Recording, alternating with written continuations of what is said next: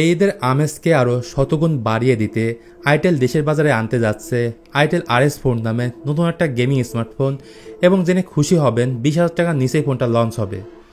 আর এই ফোনের স্পেশালিটি হলো Helio G99 Ultimate। মূলত যারা মোবাইলে গেম খেলতে বেশি পছন্দ করেন তাদের কথা চিন্তা করে এই ফোনটা তৈরি করা হয়েছে। সো আজকের ভিডিওতে আমি আপনাদেরকে বলবো আপকামিং আইটেল RS4 এর ভালো মন্দ সকল দিক নিয়ে। তাহলে দেরি না করে চলুন ভিডিওটা শুরু করি। আইটেল RS4 পাওয়া যাবে দুইটা কালারে, যার মধ্যে একটা হচ্ছে লোরেস ব্ল্যাক, যার রেয়ার প্যানেলটা গ্লসি ফিনিশ, এবং অপরটা হচ্ছে এলিগেন্ট বিচ, যার রেয়ার প্যানেলটা লেদার ফিনিশ। এটা দেখতে হুবহু রিয়েলমি 12 সিরিজের মতো। তো বিগ সার্কুলার শেপের মধ্যে থাকছে 3টি ক্যামেরা, এবং এর বডি ফ্রেমটা প্লাস্টিকের তৈরি। 8.3 মিলিমিটার হলো এই ফোনটার থিকনেস, এবং 187 গ্রাম হলো এই ফোনটার ওজন। পোর্টস এবং বাটনসের ক্ষেত্রে এই ফোনে আছে 3.5 millimetre headphone jack, USB Type-C port, triple SIM স্লটের পাশাপাশি থাকছে ডুয়েল স্টোরেজ স্পিকার। কিন্তু সেকেন্ডারি নয়েজ ক্যান্সেলিং মাইকটি এখানে দেওয়া হয়নি, যেটা থাকলে কল কোয়ালিটি ভালো পাওয়া যেত। এই ফোনের ডিসপ্লেটা বেশ বড় 6.6 ইঞ্চ, এবং এটা HD+ 120Hz রিফ্রেশে যুক্ত একটা IPS ডিসপ্লে, এবং এর রেজলিউশন হচ্ছে 720x1612 পিক্সেল। যেহেতু এটা HD+ ডিসপ্লে, তাই কাছ থেকে দেখলে শার্পনেসের ঘাটতি আপনি ফিল করতে পারবেন। এই display pick brightness 480 nits, pixel density 267 ppi, touch sampling rate 240 Hz, এবং 500 মধ্যেই থাকছে ডাইনামিক বার। সেই সাথে এই ডিসপ্লেটা ওয়াইড অন এলন সাপোর্ট করে। চিন এবং বেজেলের কথায় আসলে 3 দিকে বেজেল ঠিকঠাক থাকলেও নিচের দিকে চিন কিছুটা মোটা রাখা হয়েছে। তাছাড়া এই ডিসপ্লেতে থাকছে না কোনো প্রোটেকশন। আইটেল RS4 এর প্রধান আকর্ষণ থাকছে পারফরমেন্সে। জি হ্যাঁ, এই ফোনে থাকছে মিডিয়াটেক Helio G99 Ultimate। তো G99 Ultimate মূলত G99 এর রিফ্রেশ এডিশন। পারফরমেন্সের ক্ষেত্রে এদের মধ্যে তেমন কোনো পার্থক্য পাবেন না। এতে 2.2 GHz এর একটা অক্টোকোর প্রসেসর থাকছে, এবং Mali G57 MC2 হচ্ছে এর GPU।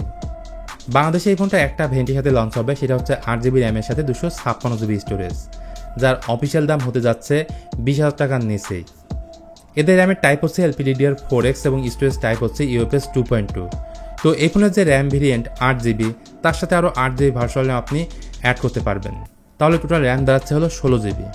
তো এই স্মার্টফোনের আন্তর্জাতিক স্কোর পাওয়া গেছে 4,16,000-এর মতো, এবং গিগবেঞ্চ স্কোর সিঙ্গেল করে 746, এবং মাল্টিকোর স্কোর হচ্ছে 2064। আর গেম খেলার সময় iBoost গেমিং ইঞ্জিন অপশনটি অন করে নিলে গেমিং এক্সপিরিয়েন্সটা আরও বেটার পাবেন। তবে ক্যাজুয়াল টাইপের গেম যদি প্লে করেন সেক্ষেত্রে খুব ভালোভাবে আপনি খেলতে পারবেন।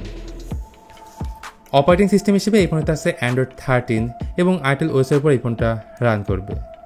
ব্যাটারির ক্ষেত্রে এই ফোনে থাকছে 5000 mAh একটা বড় ব্যাটারি, এবং 45 ওয়াটের ফাস্ট চার্জার বক্সেই পাবেন, যেটা দিয়ে এই ফোনটাকে ফুল চার্জ করতে খুব বেশি সময় লাগবে না। তাছাড়া বাইপাস চার্জিংয়ের সুবিধা থাকায় এই ফোনটা দিয়ে আপনি অন্য যে কোনো ফোন চার্জ করতে পারবেন।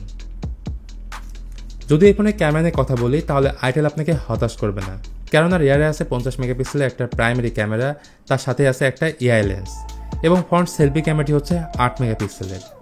ফ্রন্ট এবং ব্যাক ক্যামেরাতে সর্বোচ্চ 2K 30 FPS ভিডিও রেকর্ড করতে পারবেন। এখন বলবো 20,000 টাকার নিচে আইটেলের এই অফিসিয়াল ফোনটা RS4 কেমন হলো। সত্যি বলতে দাম হিসেবে এই ফোনটাতে অনেক কিছুই মিস করেছি, যেমন এই ফোনটাতে দেওয়া হয়নি full HD+ display, secondary noise cancelling mic. Android 13 না দিয়ে যদি লেটেস্ট Android 14 দিত অবশ্যই ভালো হতো।